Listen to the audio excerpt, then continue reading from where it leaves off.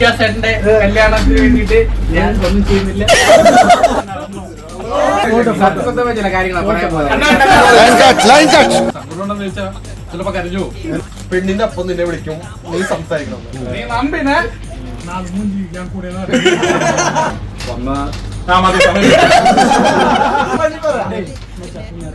ഈ കെട്ടിക്കാരനാണ് എന്റെ കല്യാണം സ്പീഡപ്പായത്. അധികം പാക്കാതെ പറയില്ല.